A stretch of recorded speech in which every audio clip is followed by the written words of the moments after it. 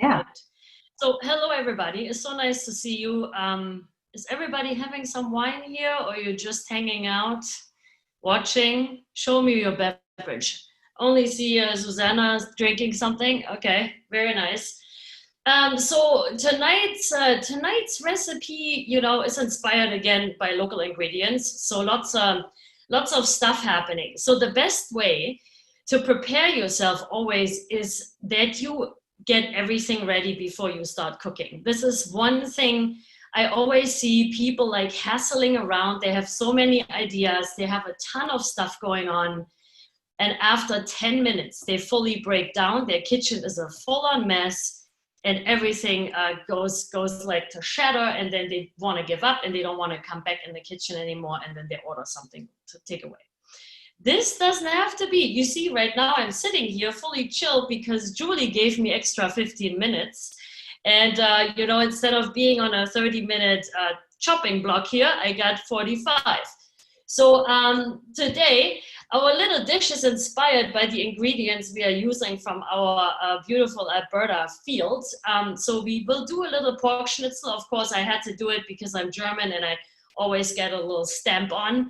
You're German, you need to have some German traditions here. And then we are making a little Brussels sprout and cranberry relish. I thought that is kind of very seasonal right now. And then I created this lentil and split pea cake, which is kind of nice and crispy. Again, you can substitute this recipe with some rice flour, or if you have some gluten-free flour, you can use that too, which is really nice. It doesn't have to be flour. So when I use flour, I usually buy organic flour, all-purpose flour for that. I also have 0-0 flour in my kitchen. And when I also use salt, I usually say to taste. So when you read through the recipe, which I gave you, it says to taste because I don't know what salt you have. You might have a very, very flavorful salty salt. Some might have a table salt. So just feel it what you use. I usually use a kosher salt or like molten salt. These are the only two salts I'm using.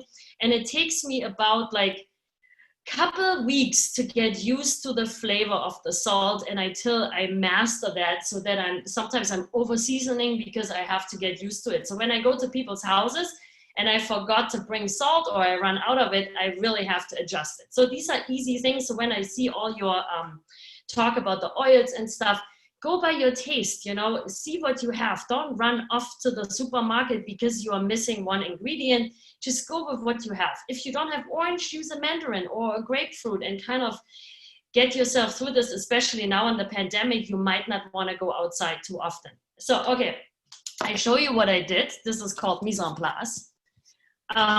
So this is what I have here, okay? So I prepared everything already, chopped everything up. And this will make my life extremely easy. So I'm going to plop you guys right here. My kitchen, I'm renting this little place here in Strathcona in Edmonton. It is a really weird setup, especially when you have a camera. So I will put you down here so you can see the surface and not me anymore, which is probably also okay. So if you have any questions throughout, just Carrie will guide you through it. And because it will take the longest, we will start off with our cranberry relish. Okay, so hang on.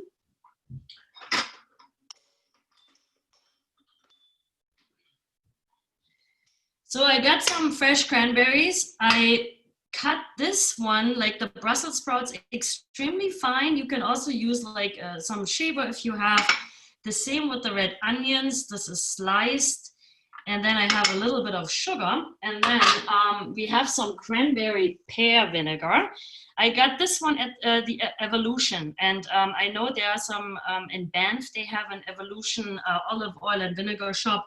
So they have some really nice oils and wine and vinegars. They let you also taste them. So if you have questions about olive oil, go in there and they will give you a great little different tasting notes, and you will explore that. And they also have, especially for beginners, you can learn how to use that. But again, we also have some wonderful canola oils, the same idea, some cold pressed and some regular canola oil. We can talk about that too if you're interested. So basically all these ingredients are here.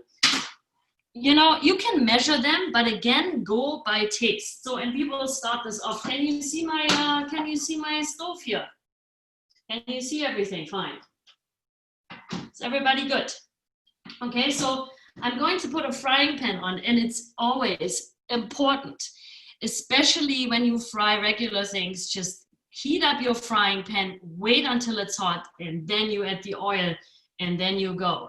Okay, the only exception I'm making, and you can do whatever you want, but I find that is very, very nice, is if you have things like they're super fatty, like bacon and duck breast, or like even the chicken skin, like Steve said in the beginning, start this with a cold pan, because that allows the fat to render evenly, and you won't have like this very quick burn. It will burn everything down instead of getting it nice and crispy. So just let it go in a cold frying pan. The other way why you are heating up your pan first is you want to allow that you control your oil, because if you dump this in there cold, and I'm sure all of you did this, and it's okay, we all do it and we learn, then you will set your house on fire most likely. You know, when the olive oil gets too hot, it will spray everywhere, or it splashes in your face, and then it's like game over. So, and then you don't want that. You will get really big burns in your stove, or like in your flooring, everything. So once this is hot, see, I'm using my hands to tape it. If I can't handle it anymore, then it's a little bit too hot. Okay, so this is a very great indicator for us to start. So here again, I have some olive oil, and this is a little bit of olive oil I'm using. You can also use canola oil. If you use canola oil here, I would use some cold pressed canola oil, because it has a little bit more flavor to add to the dish itself. So we are going to add this in here, the oil.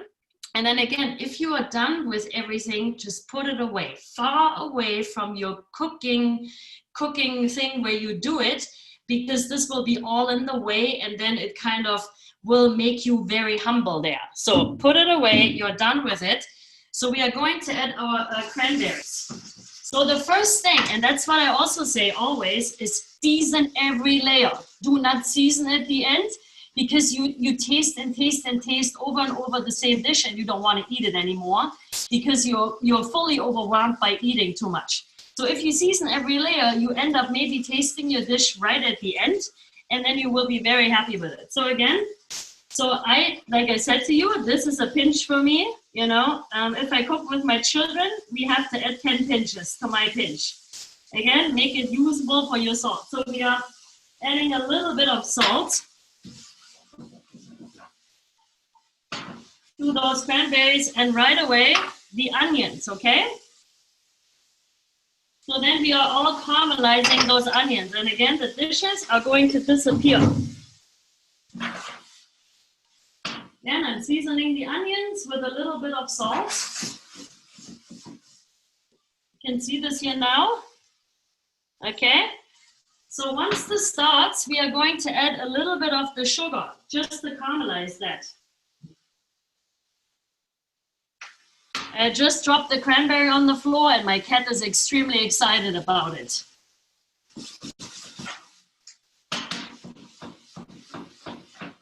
So you see, once the sugar is going, it already gets a super nice color.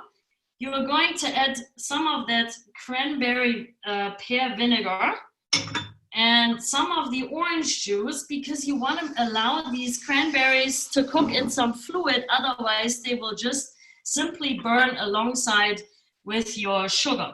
So now they have enough fluid. Can you see that? And we just tune down the heat to like a low kind of medium heat, and just let them simmer along. So next up, we are making our little lentil and split pea cake. So all you need is a bowl. And like Julie explained, just cook your lentils. They won't take very long, just in salted water. And I did exactly the same with the split peas until they are nice and soft. So split peas, okay, and the cooked lentils. Same idea. So because I already seasoned the water really well with salt, this already has a lot of flavor in here already. So what I'm going to do is I'm going to tune this down here. So And then you take a little fork and then you're just going to smash this a little bit. But you can also keep it a little, you know, if you want it more chunky, you don't have to smash it that much. So there we go. Doreen, quick question about the cranberries. There's a few. Could you use dried cranberries or frozen cranberries? No, Do they have to you can use anything, you know, but be careful. When you have the dried cranberries, they are already more sugary than the fresh ones or the frozen ones. So you might want to add the sugar at the end. And you don't have to cook them very long, okay? Just a short little sear alongside with the onions, because they are already pretty much cooked. All you want to soften them up a little bit, and that's about it. Does that answer the question? That answered the question, and I believe your recipe did say you could use frozen as well, so that absolutely works. Like anything that flies around in your house. If you want to make this with apricots, make it with apricots. If you want to make it with prunes, make it with prunes. This is just an idea. So then we have some green onions here. I chopped them up. You can add them as well. If you have leeks, add leeks. You know, you do not need to have the green onions, like I said in the beginning. You can also add some fresh cilantro or like some chili, anything that goes here that can go in here. You can really adapt this basic recipe and add all your favorites. If you like some cheese in there, like goat's cheese, put some goat's cheese in it. You know, once you know the basic and you tried that recipe, you can really, really play along with it. Are your lentils measured dry or no, they're measured cooked. Measured cooked, okay. And then, yeah, Julie gave a great, advice there. If you have too many, just freeze them in a Ziploc bag and call it a day. You know, and if it's even a little bit more, don't worry about it. Then it's more lentil-y. You know what I mean? Nothing is going to happen. So, yeah, just play around with it. And like I said, you can add some other ingredients. So now this is all mashed up here and we added that. So what we are going to do is next, we are going to add our egg. See, this is how I eat my soft-boiled egg usually in this little thing. I like it. So I use organic eggs. This is really something I like from the farmer's market too. You know, when I sometimes see the price at the farmer's market for $6 a dozen, and then you go into the supermarket and then for some eggs you pay like $8 for a dozen. They are organic, but you know what I mean. So hang on, I'm going to wash my hands quickly. So if you could smell this now, this cranberry pear is really nice coming through. You see this here now? So they're getting nice and soft. So this is a really, really quick little thing here to do. And then at the end, we are going to add these Brussels sprouts underneath. So right now, let's mix this up here. And like I said, you can use some gluten-free flour instead of regular flour, or a little bit of rice flour.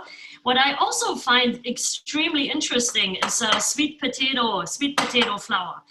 This, when you add this, it makes it a little gooey and a little kind of, it's very interesting to eat like that. And mung bean flour too, when you add mung bean flour in here, is also again gluten-free. And again, another boost of protein, and it's super delicious and it makes it very interesting. Sometimes I make mung bean milk combined with coconut milk and I make little pancakes.